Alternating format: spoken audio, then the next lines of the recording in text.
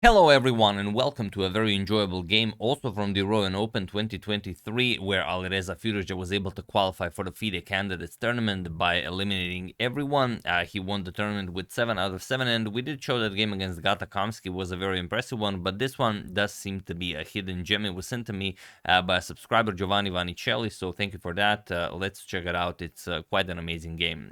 Here he faces the French international master Hugo Tirard and he makes one slight sort of an inaccuracy in the opening in a very well-known line, and Alireza just takes advantage of that masterfully. So let's check it out. Alireza with the white pieces opens with pawn to d4.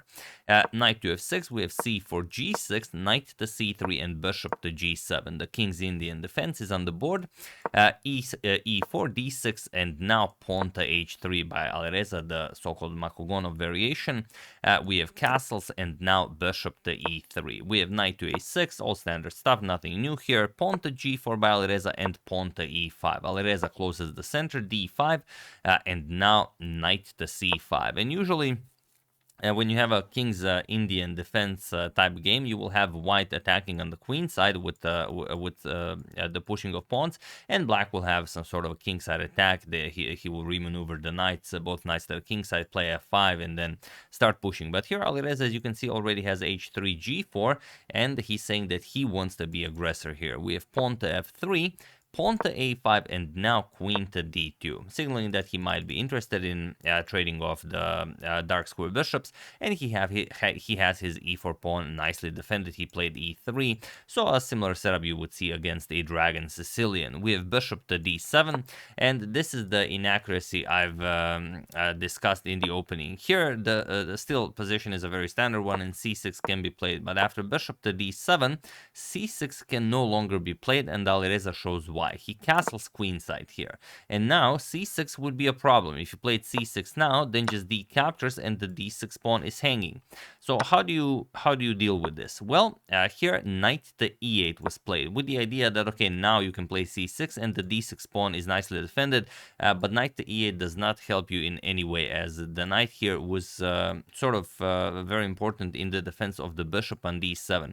And again, c6 cannot be played. Alireza just starts a kingside attack with pawn to h4. And now if you play h6, well, there's the problem of the bishop here. You will just play bishop captures on c5, and after d captures on c6 with the bishop hanging, or if you move the bishop, then you just capture on d8 and you won a full rook.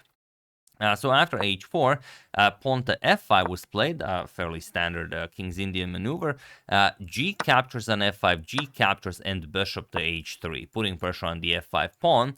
We have queen to c8, and now pawn to h5. Alireza just continues advancing that pawn.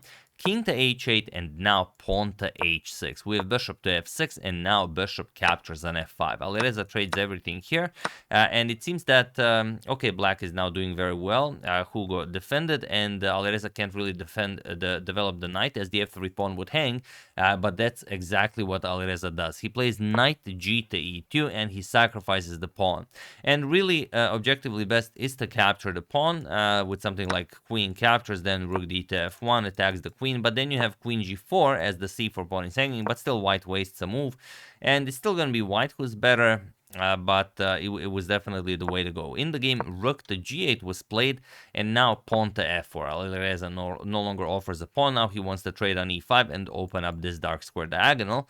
E captures on f4. We have knight captures, now also with the possibility of reaching that e6 square with the knight. Knight to e4, and here queen to d3. The knight cannot move as the queen on f5 would hang, so knight to g3, offering a queen trade, and although it seems like Alireza should avoid the queen trade as he wants to be the one attacking, he already has a pawn on h6, queen trade is objectively best here. So queen captures, knight captures, and bishop to d2.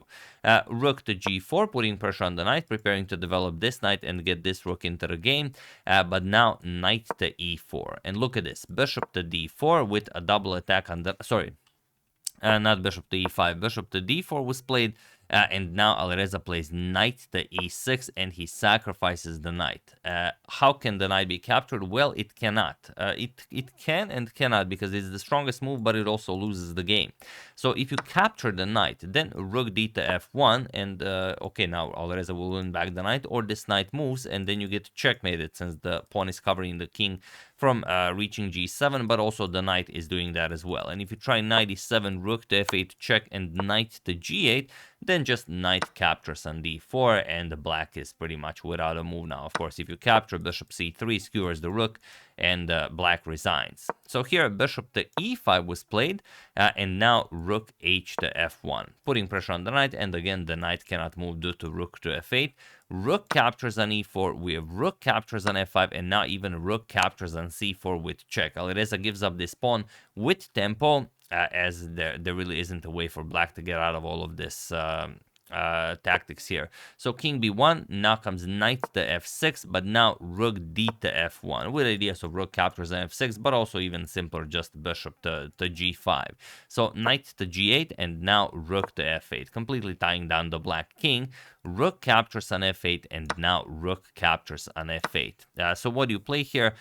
Bishop to f6 here is sort of the move that was played. If you don't do that, what else can you do? Bishop to f6 was played, sort of stopping knight to g5, but guess what white played here? Feel free to pause the video and figure out how to go about this position while I give you a couple of seconds. It's a forced checkmate in 5, but in reality even less.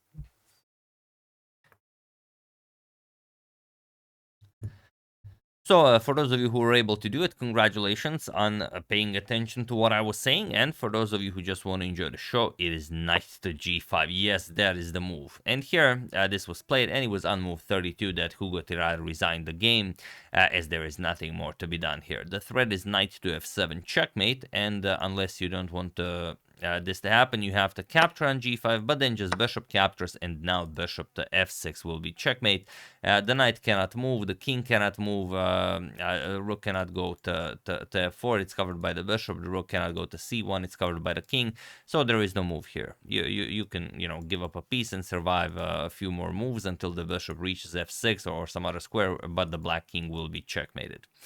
So yeah, very nicely done by Alireza, and you can see how interesting this Makhogonov variation is against the King's Indian defense, this pawn to h3 move, and yeah, they played it perfectly fine, but then this slight inaccuracy that occurred on move 10 after Alireza's queen to d2, you have to play c6, but after bishop d7, it's already objectively maybe even lost against a player like Alireza.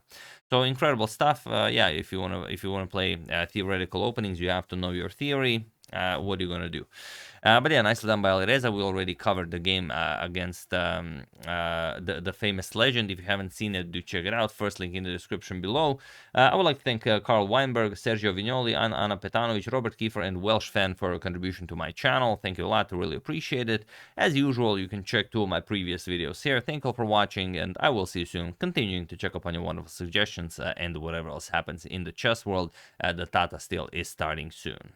So thank you all. I will see you soon, and have an excellent rest of your day.